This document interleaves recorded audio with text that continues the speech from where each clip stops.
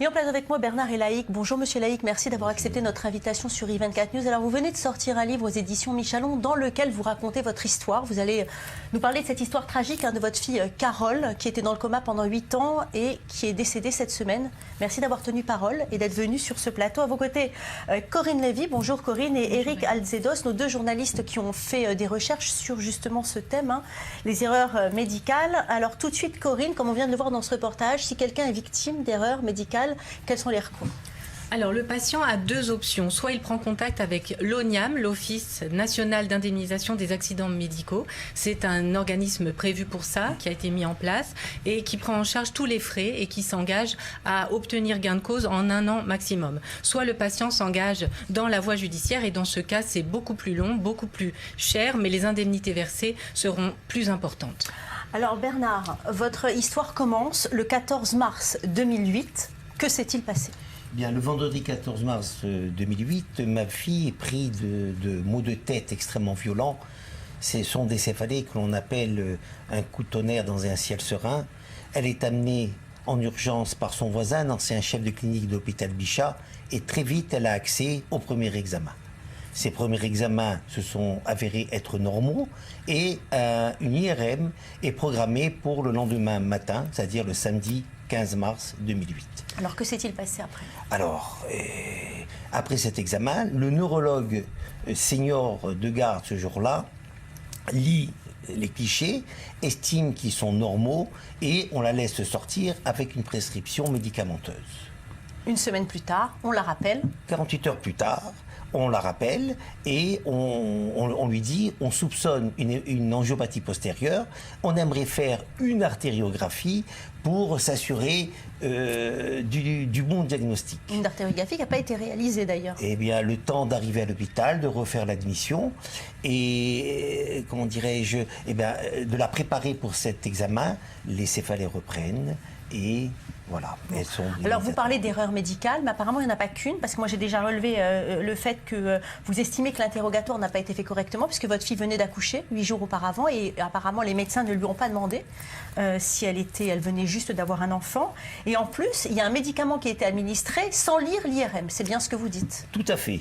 Tout au début, au moment donc ce qu'on appelle l'observation clinique, dès qu'on arrive à l'hôpital, on doit toujours demander, et cela dans toutes les professions médicales, quels sont les médicaments que prend le malade. Ceci n'a apparemment pas été fait puisque cela n'est pas écrit dans cette observation clinique. Ensuite, il s'est avéré que si les premiers examens étaient normaux, ces examens n'empêchaient pas l'existence d'une hémorragie méningée. Et alors, avant la réalisation de l'IRM qui seule pouvait infirmer ou affirmer le diagnostic, du profénil lui a été administré, ce qui pouvait c'est un anti-inflammatoire. Voilà. Alors, quand les gens, justement, sont face à une erreur médicale, Corinne, quels doivent être les premiers réflexes? Alors, le premier réflexe est de s'adresser donc à son assurance ou à l'ONIAM. En France, malheureusement, l'erreur médicale est banale. On parle de 300 000 à 500 000 événements. Ça veut dire des gens qui, après une intervention, restent 3 jours de plus hospitalisés.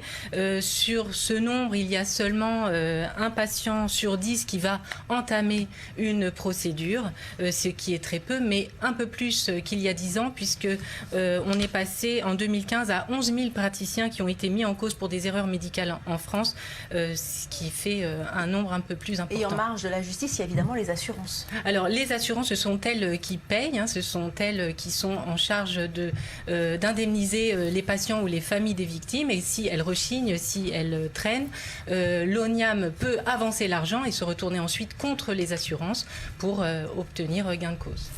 Alors, est-ce que le système médical dans son entier est souffrant? Mardi dernier, plus d'1 millier d'infirmiers et d'aides-soignants étaient rassemblés à Paris pour dénoncer leurs conditions de travail dans le cadre d'un mouvement de mobilisation nationale inédit depuis 28 ans. En service d'urgence, le principe c'est de courir tout le temps. En salle, je dirais qu'on peut avoir une infirmière, un aide-soignant pour 12 enfants hospitalisés qui sortent de chirurgie, donc qui viennent juste de sortir du bloc opératoire ou qui vont y aller, des antibiotiques à passer, des antalgiques, rassurer les parents. Non, on n'a pas le temps de faire tout ça, ou on le fait en courant en se disant on va pas manger, on va pas faire pipi, on va pas boire. Nous, en fait, on travaille avec des vies, donc l'erreur, on n'a pas le droit à l'erreur. Et quand on a une trentaine de patients en charge, quand il faut donner une transmission rapidement tous les jours, s'occuper de plein de patients, il y a la pression des médecins, qu'eux aussi, ils ont une autre pression. En fait, c'est tout, à tous les niveaux. Donc ça, finalement, on finit la journée, on ne sait plus ce qu'on a fait des fois. Alors, le système français est-il malade? Pour répondre à cette question, nous sommes par téléphone avec maître Jacques-Antoine Pesiosi, avocat spécialisé en accidents et indemnisation corporelle. Bonjour maître, merci d'avoir accepté de répondre à nos questions. Alors, on attaque le corps médical, bonjour, mais est-ce que ce n'est pas finalement tout le système hospitalier français qui est malade par manque d'argent? Oui, on peut dire ça comme ça. Effectivement, il est évident que la matière de responsabilité médicale est une matière qui se développe d'abord parce que les médecins sont descendus du piédestal sur lequel ils étaient il y a 40 ans, quand moi j'ai commencé ce métier. On n'arrivait absolument pas à faire juger les erreurs médicales, chose qu'on arrive à faire aujourd'hui parce qu'on a des expertises de plus en plus fines et on arrive à révéler les manquements aux règles de l'art médical. Ce qui est patent par contre, c'est qu'il y a un effondrement du service public pour des raisons de crise, pour des raisons de manque de moyens. Et les services d'urgence dans tous les hôpitaux aujourd'hui sont débordés par manque de moyens, par manque d'hommes et de femmes qui puissent prendre en charge les blessés, les malades dans des conditions satisfaisantes. Ça, alors bien sûr, ils sont responsables, mais sans moyens, on est vite et facilement responsable parce que les manquements aux règles de l'art médical sont de plus en plus fréquents à cause de ces manques humains et matériels, à cause tout simplement du manque de moyens. Alors, Eric Aldezos, comment ça se passe aux États-Unis? On a l'impression que les erreurs médicales, quand elles arrivent, eh bien, les victimes arrivent à obtenir des millions de dollars de dommages et intérêts. On a l'impression que là-bas, on n'admet plus ce genre de préjudice. C'est une autre philosophie. C'est une autre philosophie, c'est une autre mentalité. Il faut savoir que ça fait longtemps aux États-Unis qu'on a l'habitude des procédures. On a l'habitude d'attaquer des médecins, là où en France, par exemple, c'est un peu plus sacré. Alors il faut savoir qu'aux États-Unis, effectivement, les procédures coûtent cher et c'est un facteur très important. Il y a donc, lorsque la victime attaque, des experts qui vont l'entourer et qui vont se battre contre d'autres experts représentant le médecin ou bien les hôpitaux. Alors ils vont s'étriper, s'écharper, il va y avoir un jury qui va se constituer, toutes ces procédures coûtent cher et l'avantage pour la victime, si je puis m'exprimer ainsi, c'est qu'elle va pouvoir choisir les meilleurs avocats car elle ne va pas devoir payer. Alors les avocats bien entendu vont être les plus privilégiés car ils vont pouvoir attaquer les plus prestigieux et donc ils vont pouvoir demander des indemnités assez importantes, surtout qui vont être rétribuées sur ces indemnités reçues. En France, c'est complètement différent. On a un système complètement à part, qui est en train d'évoluer vers un système plus libéral. On a un système effectivement où il y a déjà des plafonds, où ce sont les assurances, comme l'a expliqué Corinne, qui payent. Et ces plafonds sont à hauteur de 3 millions d'euros par exemple, là où il n'y a pas de plafond aux États-Unis. Les records sont juste incroyables. En France, on a 10 millions à peu près, enfin le record actuel, c'est de 12 millions d'euros pour une erreur médicale. Là où aux États-Unis, on a atteint 180 millions de dollars. On ne verra jamais ça en France, c'est quand même 20 fois plus à peu près, c'est colossal. Bernard Elaïc, ça vous coûte cher cette procédure judiciaire pour connaître la vérité? Alors, il est évident que dès qu'on s'adresse à un avocat, il y a des frais et bien sûr, ça coûte cher et les procédures en France sont extrêmement longues. Alors, maître Pesiosi, je sais que vous êtes encore avec nous par téléphone. Apparemment, il y a deux juridictions pour porter plainte en cas d'erreur médicale. Il y a l'administration civile et l'administration administrative. Quelle est la différence?